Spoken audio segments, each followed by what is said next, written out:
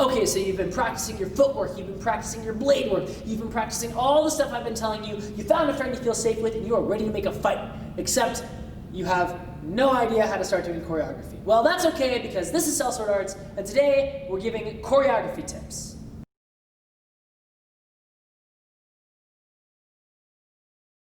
So today we're going to talk about something I like to call one-to-one. It's this concept that I picked up from watching other people do fights, looking at other people's fight choreography, and actually doing martial arts and fencing.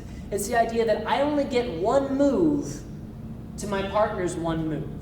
A lot of times I'll see martial arts films or fights or even worse, self-defense videos where one character throws an attack and this other person does a series of convoluted attacks while the other person just hangs out and takes it. Or even worse, I'll see them do something like this and do this convoluted series of movements that incapacitate their opponent while they just sit there and take it, and it pulls me right out of the fight. So in order to avoid this, in my choreography, I tend to do things one-to-one, like I said, or more realistically, 1 to 1.5, because we have to slow down the action so the audience can see it. If my partner threw a hook at me, that's one move. I have then done one move back. They would then do their next move, and I would do one move back. If I wanted to counterattack, the real thing I would do would be to catch and attack at the same time. But because that's very fast, we might slow it down just a little bit for the audience. So instead, I would catch and then attack. Bop, bop. We tend to think of choreography in beats. 1, 2, 3, 4. Sometimes we'll put things on the half beat. 1 and, 2, etc. So for instance, 1 and.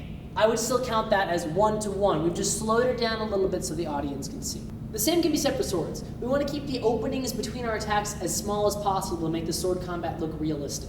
Now, there's always some fluctuation for character and acting choices, but generally if you have two experienced fighters fighting each other, they're not going to give the other one that much room. For instance, if my partner attacks me, I attack them right back.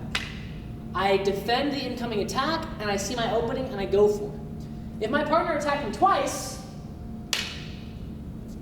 it makes no sense for me to wait here after I've defended myself and not go back at them. Again, if this is an inexperienced character you're portraying, perhaps they do this, but it shouldn't be the rule. We can create situations where this person gets more than one attack. Generally, we have to make our character make a mistake. For instance, if I parry, and then I send a really big attack at their head and they do a hanging parry, causing me to stumble or overreact, now I've given them an opening to possibly wound me or to make me have to do a very quick maneuver to catch it at the last second. That's where the interesting storytelling comes in. But what we don't want to see is things like this. If I make a giant attack to my partner's 4, and then I follow it up with another giant attack to their 3, there's no reason that this person wouldn't just stab me here, right? Even worse is if I do something like this. Yeah, there's no reason that this person wouldn't take advantage of my turning my back on them. Now, of course, there's going to be times where you want to do a flourishing movement with a twirl or something like that, but you want to try to minimize the time that this person is just waiting. If you're doing a fight and one person is hanging out while you do your cool move, the audience is going to see that and they're not going to feel the tension from the fight.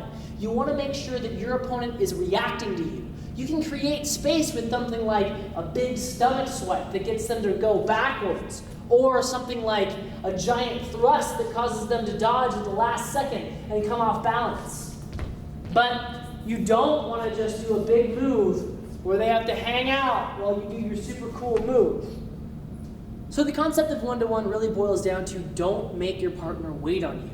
If you have a character in a scene that is just waiting for someone to finish their attack, or has dead air before they can do something, or they have an opportunity to strike while the other person's doing a fancy move or trying to finish another attack, that's a weakness in your scene, because the audience will see it, and it'll take away from the sense of danger that you've been creating. Remember, this fight is all about the illusion of danger and the high stakes. If the audience doesn't buy into that, they're not going to buy into your fight.